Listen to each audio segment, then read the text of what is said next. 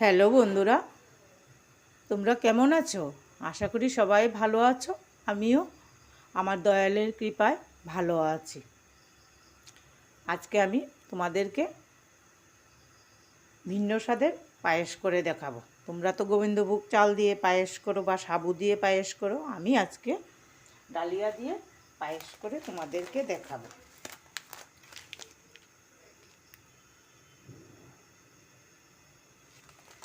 আমি এখানে 1 লিটার দুধ নিয়ে নিয়েছি।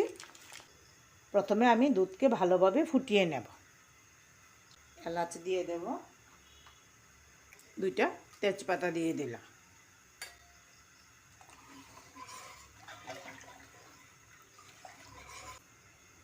এই দেখো বন্ধুরা, আমি এখানে ডালিয়া নিয়ে নিয়েছি, 2 কাপে হবে। এই বাটিটা দিয়ে একটু কম নিয়ে নিয়েছি। বন্ধুরা, আমি কয়েকদিন ধরে ভিডিও দিতে পারছি না। আমার বাড়িতে ঠাকুরের অনুষ্ঠান ছিল, তাই খুব ব্যস্ত ছিলাম। সবার চ্যানেলেও যেতে পারিনি। যখন সময় পেয়েছি কয়েকজনের চ্যানেলে গেছি, কিন্তু সবার চ্যানেলে যেতে পারিনি, তার জন্য আমি দুঃখিত। এখন ডালিয়াগুলি দিয়ে দিলাম।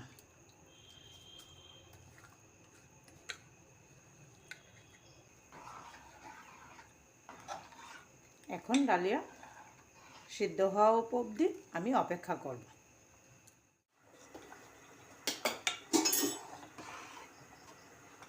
বন্ধুরা, এখানে আমি মিল্ক পাউডার গরম জলে গুলে নিয়েছি, এখন দিয়ে দেব।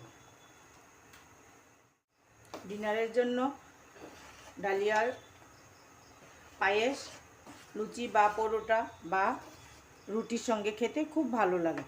আমি ডিনারের জন্যই তৈরি করছি। আমি রুটি করব আর ডালিয়ার পায়েস আজকের ডিনার।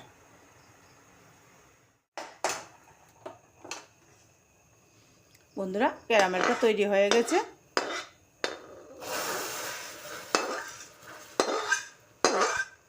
এখন পায়েসের মধ্যে আমি ক্যারামেলটা দিয়ে দিলাম। এইভাবে যদি তোমরা পায়েস করো না, খেতে খুব সুস্বাদু হয় আর সেন্টটা খুব ভালো আসে।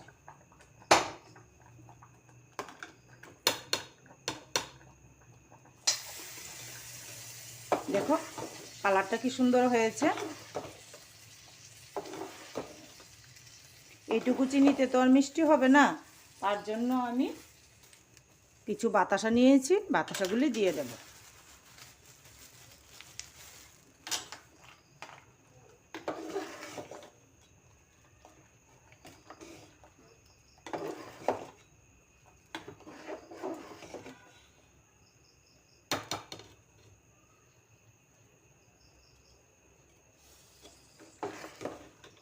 ডালিয়া সিদ্ধ হয়ে গেছে, এখন আমি ঢাকনা দিয়ে রেখে দেব। তোমরা যদি চাও তাহলে কাজু কিশমিশ দিতে পারো। আমি কাজু কিশমিশ কিছুই দিলাম না, কারণ আমার শাশুড়িমা খুব বয়স্ক, দাঁত নেই, ওনার খেতে খুব অসুবিধা হয়। কাজু কিশমিশ দিলে বেছে বেছে খেতে হয়, তার জন্য আমি দিই না। বন্ধুরা, ওপর থেকে মিল্ক পাউডার দিয়ে দিচ্ছি।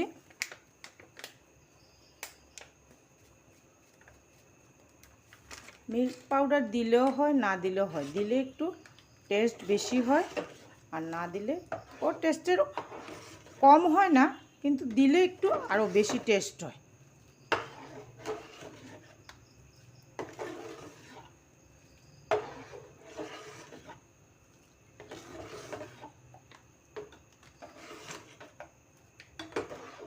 বন্ধুরা, আমার ডালিয়ার পায়েস তৈরি হয়ে গেছে। ঠান্ডা হলে আরও গাঢ় হয়ে যাবে। তোমরাও বাড়িতে এইভাবে বানাবে, খাবে, আমাকে কমেন্ট করে জানাবে আমার ডালিয়ার পায়েস তোমাদের পছন্দ হয়েছে কি না। সবাই ভালো থাকো, ঠাকুরের কাছে এই কামনা করি। জয় গুরু।